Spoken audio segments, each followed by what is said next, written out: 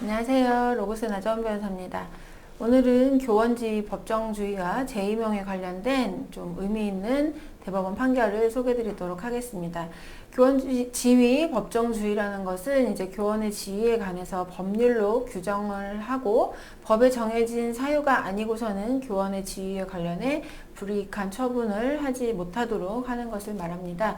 그래서 이제 임용에 관해서도 당연히 이제 법률로 규정을 하고 있지만 교원을 해임하거나 할 때에도 일정한 사유가 아니고는 이제 함부로 해임을 할 수 없도록, 임의로 해임할 수 없도록 그렇게 이제 규정을 하고 있습니다. 그런데 이제 이 교원 지위 법정주의와 함께 이제 논의될 수 있는 부분이 재임용에 관한 부분인데, 이제 계약 기간을 정해서 임용을 하는 경우에는 이제 재임용의 시기가 오게 되죠. 그런데 이제 재임용이 되지 않는 경우 이 재임용을 이제 위법하다고 판단할 수 있는 경우가 있고 아닌 경우가 있습니다. 그렇기 때문에 이제 이에 대한 이제 판단 기준이 필요하게 됩니다. 그래서 오늘 소개드릴 판결은 이제 이에 대해서 설시한 판결을 한번 소개드리도록 하겠습니다. 잠시만요. 예, 대법원 판결이고요. 교원의 이제 재임용에 관한 이제 인사권은 사실 이제 어디까지나 이제 재량을 이제 부여를 한 부분이 있습니다. 그런데 이 인사권을 교원지 법정주의를 이유로 이제 지나치게 제한하는 경우에는 대학의 자율성을 보장하고 있는 이제 헌법 규정 취지에 또 위배가 될 수 있습니다. 그래서 이런 점들이 이제 여러 가지 요소들이 균형을 맞추도록 해야 된다는 것이 이제 대법원과 헌재에서 이제 기존에 판단을 했던 이제 그런 내용들이고요. 이 사안에서는 이제 어떤 부분이 문제가 됐느냐?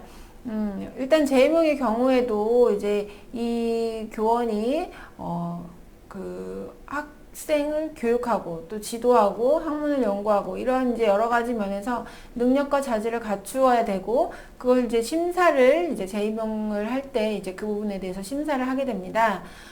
그런데 이 임용 기간이 만료된 자를 다시 재임용을 할 것이냐, 이것은 일단은 임용권자의 판단에 따른 재량 행위입니다.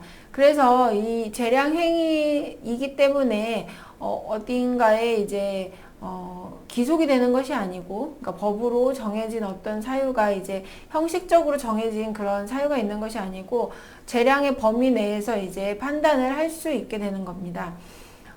그런데 이제 사립학교법에서는 재임용에 이제 그 심사를 할 때 그 기준과 사유를 학칙이 정하는 이제 객관적인 기준을 가지고 하도록 이렇게 하고 있습니다. 그래서 재임용 자격이나 적격성 유무를 판단할 때 임용권자의 자의가 아니라 학생 교육, 학문 연구, 또 학생 지도 이런 사항에 대한 평가를 객관적인 사유에 의해서 이제 심사를 하도록 해서 그 심사 기준도 미리 학칙에 정해 놓도록 이렇게 하고 있습니다.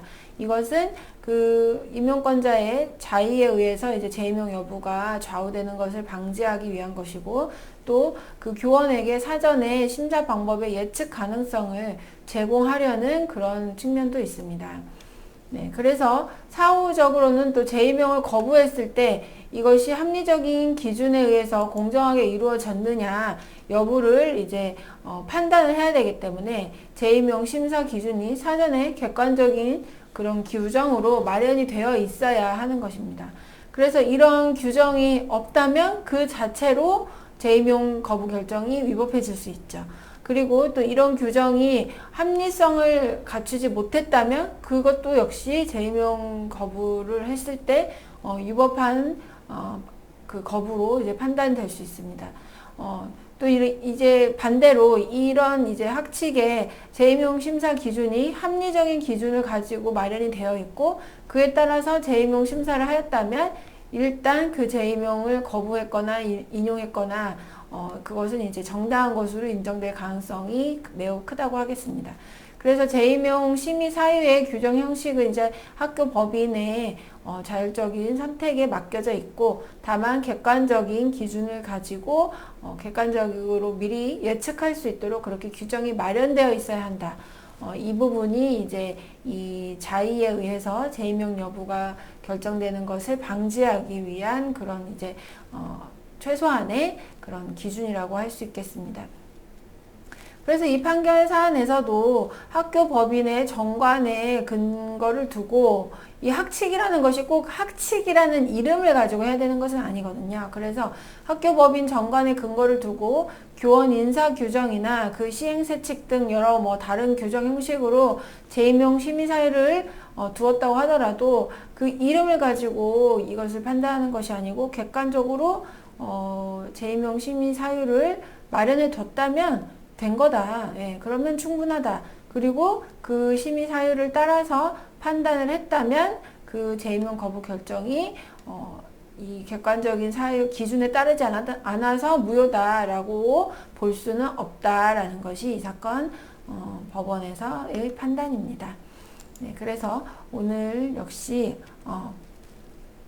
사립학교법 관련 재임용 거부 결정에 대한 위법성, 적법성 판단 기준에 대한 판결을 한번 소개해 드려 보았습니다. 도움 되시기를 바라겠습니다. 감사합니다.